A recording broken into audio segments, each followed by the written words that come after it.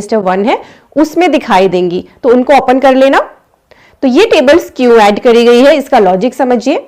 आपकी GSTR 3B में एक टेबल है 3.1.1 जिसमें सप्लाईज डिक्लेयर करी जाती है notified under section 95 of the CGST act. अब सेक्शन 95 क्या है? सेक्शन 95 में ना सप्लायर टैक्स पे करता है, ना ही रिसिपेंट टैक्स पे करता है, बल्कि ई कॉमर्स ऑपरेटर टैक्स पे करता है।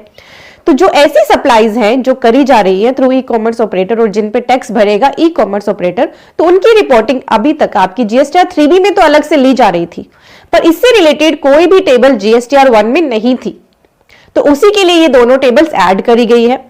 तो अब सेक्शन 95 में कौन सी सप्लाईज कवर होती है ये भी मैंने अपने इस आर्टिकल में कवर करा जो आपको स्क्रीन पे दिख रहा है।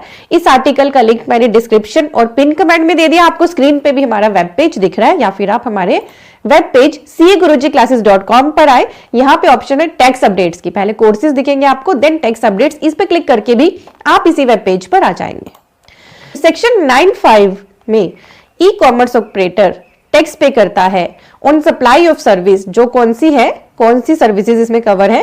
पैसेंजर ट्रांसपोर्ट सर्विस जैसे कि ओला, उबर, उनके साथ अगर कोई टैक्सी ड्राइवर्स, कैब ड्राइवर जुड़े हैं तो कैब ड्राइवर्स या टैक्सी ड्राइवर्स टैक्स पे नहीं करते, ओला, उबर टैक्स पे करते हैं। अकोमोडेशन सर्विस जैसे कि ओयो रूम्स, हाउसकीपिंग सर्विस जैसे कि अर्बन क्लैप, एंड लेटेस्ट जो ऐड हुई थी सर्विसेज सेक्शन 95 में रेस्टोरेंट सर्विस जैसे जोमेटो, स्विगी, तो इनके साथ जुड़ के जितने भी पर्सन बिजनेस कर रहे हैं उनके केस में टैक्स कौन भरते हैं? जोमेटो, स्विगी।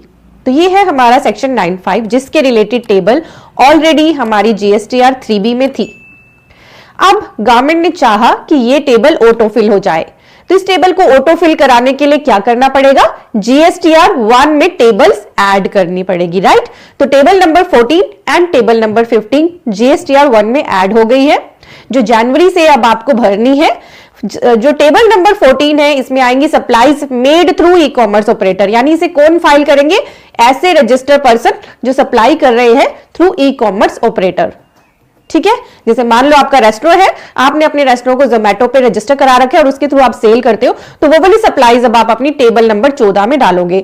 टेबल नंबर 14 पे जैसे आप क्लिक करोगे तो आपको दो ऑप्शन दिखेंगी, liable to collect tax under section 52 bracket में लिखा है TCS, ऐसे जो है आपके इको जो TCS कलेक्ट करने के लिए लायबल है उनके लिए अलग से रिपोर्टिंग करनी है, एड रिकॉर्ड करके आप उनका GST नंबर डालेंगे, ट्रेड नेम खुद आ जाएगा। नेट वैल्यू ऑफ सप्लाईज यहाँ पे डालनी है, यानी आपकी जो रिटर्न्स है उनको माइनस करके आपकी जो नेट वैल्यू ऑफ सप्लाई है उस मंथ की वो आप दिखाएंगे, उनके related corresponding tax IGST, CGST, SGST और सेस।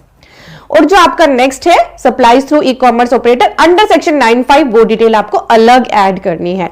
तो यहाँ पे 14 के अंदर भी दो टेबल है, उसके अकॉर्डिंग आपको यहाँ पे डिटेल एंटर करनी है, अपनी नेट वैल्यू ऑफ सप्लाईज यानी रिटर्न माइनस करके अपनी सप्लाईज आपको यहाँ पे दिखानी है।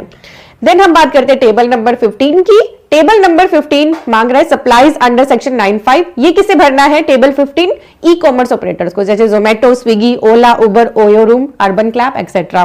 ये कई तरीके की सप्लाईज अपनी अलग अलग रिपोर्ट करेंगे, registered to register, registered to unregistered, unregistered to registered, unregistered to unregistered. तो जितने भी पर्सन इनके साथ जुड़े हुए हैं, जैसे रजिस्टर्ड पर्सन जुड़ा है उसने रजिस्टर्ड को करी है, तो फिर इसमें ऐड करनी है डिटेल। क्या डिटेल ऐड होंगी इस केस में?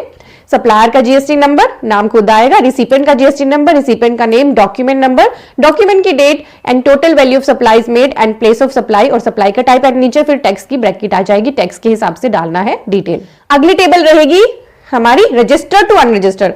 तो रजिस्टर्ड पर्सन ने अनरजिस्टर्ड को की है B2C सप्लाई, उस केस में सप्लायर का GST number, POS, taxable value, supply का टाइप, रेट और नीचे टैक्स डालने की ऑप्शन आ जाएगी। नेक्स्ट रहेगा अनरजिस्टर्ड पर्सन से रजिस्टर पर्सन को, तो उस केस में रिसिपेंट का GST नंबर, रिसिपेंट का नाम खुद आएगा, डॉक्यूमेंट का नंबर, डॉक्यूमेंट की date, total value of supplies, POS and supply type और नीचे टैक्स डालने की ऑप्शन। देन अनरजिस्टर्ड ने अनरजिस्टर्ड को ही सप्लाई की है तो वो रहेगा place of supply base, taxable value, supply type और रेट। तो यस, अभी तक आपको GSTR 1 में टेबल 13 तक टेबल दिखती थी, उसके बाद अमेंडमेंट्स की टेबल आ जाती थी। अब आपको टेबल नंबर 14 भी दिखेगी, टेबल नंबर 15 भी दिखेगी। तो बता दिया मैंने आपको 14 कौन भरेंगे? जिन्होंने सप्लाई की है थ्रू इको, और 15 कौन भरेंगे? जो इको है, जो अंडर सेक्शन 95 टैक्स पे करने के लिए लायबल है। क्लियर हो गया आपको? बहुत इंपॉर्टेंट चेंज है, आपने समझ लिया है, आपकी ड्यूटी बनती है आप